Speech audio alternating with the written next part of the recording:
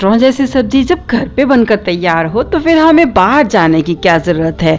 Friends, घर पे बहुत आसान तरीके से बहुत ज़्यादा स्वादिष्ट पालक पनीर की सब्जी बनकर तैयार हो चुकी है। और फिर ये भी बात है ना फ्रेंड्स, बाहर खाएंगे तो हमें प्लेट के हिसाब से पे करना पड़ेगा, और घर पर जब हम एक साथ इकट्ठी सी बना लेते हैं तो फिर जितना मन आता है हम जी भर के खाते हैं। फिर एक अच्छी इसकी बात ये भी है कि जब घर पे बनती है तो फिर जी भर के सब लोग एक साथ मिलके खाते हैं तो बहुत ही ज्यादा चौगुना स्वाद आ जाता है। तो फिर क्यों ना हम इसे घर पर आराम से आसान तरीके से तैयार करें। फिर अपने हाथों की बनाई खाएंगे तो बहुत ही ज्यादा हेल्दी तरीके से हम इसको बना पाते हैं। जितना जी चाहे उतना पनीर इसमें आप डाल के खाएं तो है ना अच्छी बात। फिर सच बताएं फ्रेंड्स, जिसने भी इस पालक पनीर को खाया है सबने ही ये कहा कि वाह भाई वाह, खाकर तो मजा ही आ गया।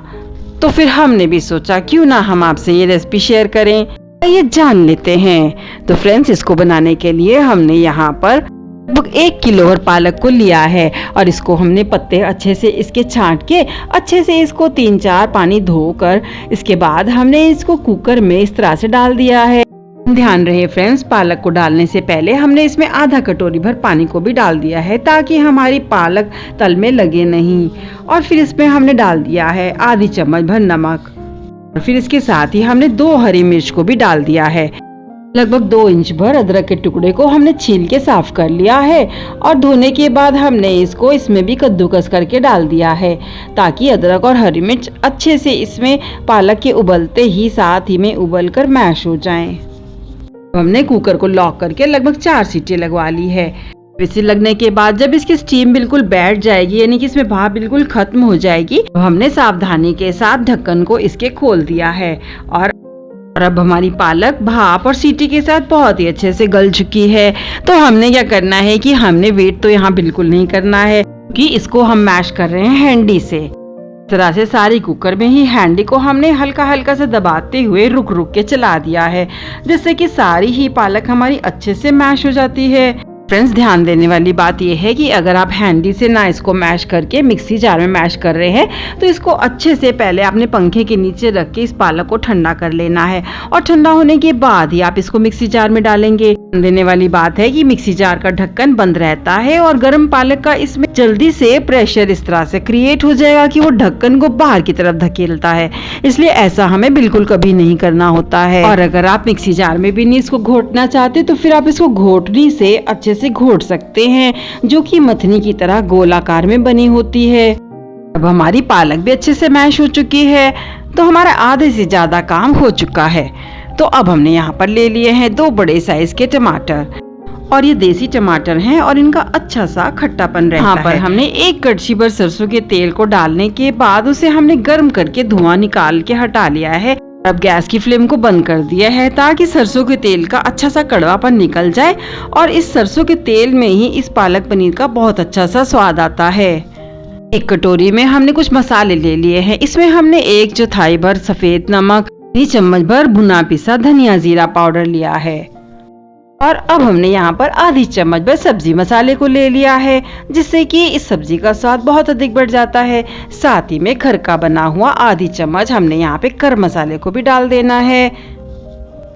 फिर इस इंग्रेडिएंट को आप जरूर डालिएगा फ्रेंड्स। यहाँ पे हमने 2 पिंच पर हींग को लिया है, इससे बहुत अधिक इसका जायका बढ़ के आता है।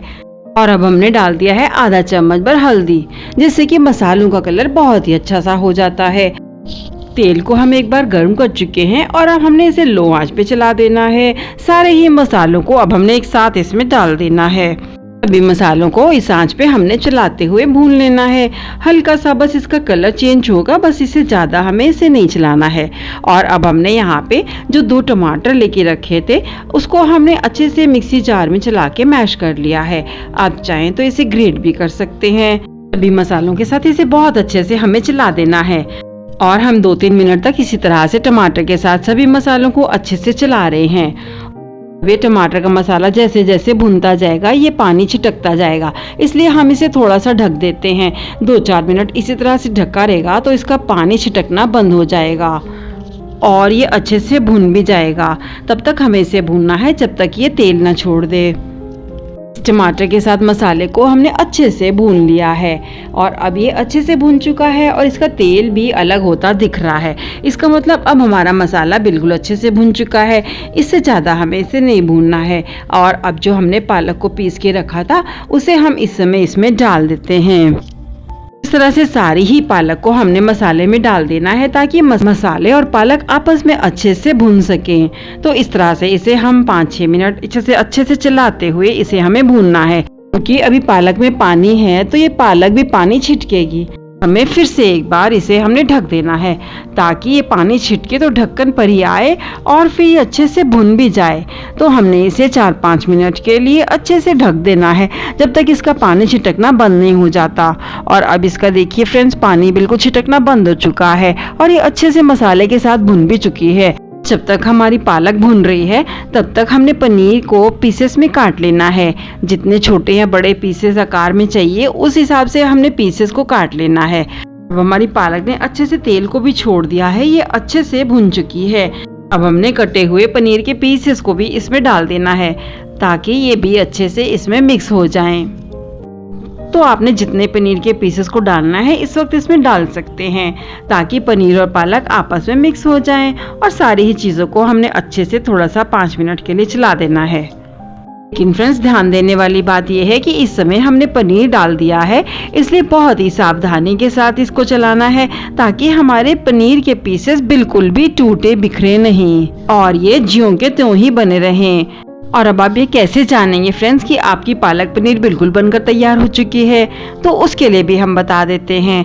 पालक पनीर को इस तरह से हमने 2-4 मिनट और चलाने के बाद देख सकते हैं कि ये पालक कितनी इकट्ठी सी हो रही है और ये फैली फैली सी नहीं रह रही, अब इकट्ठी हो रही है, सिमट रही है। और देख सकते हैं इसका तेल भी इससे अलग हो रहा है। इसका मतलब कि हमारी पालक पनीर बिल्कुल बनकर तैयार हो चुकी है। इससे ज़्यादा हमें इसे नहीं चलाना है। और अब ये हमारी पालक पनीर लगभग रेडी हो चुकी है। लेकिन इसे सर्व करने से पहले हमने इसे एक बहुत मज़ेदार छौंका लगा लेना है। उसके लिए हमने 1 बड़ा चम्मच बस शुद्ध देसी घी कड़छी में ले लिया है। आप चाहें तो इसे तड़का पैन में भी ले सकते हैं।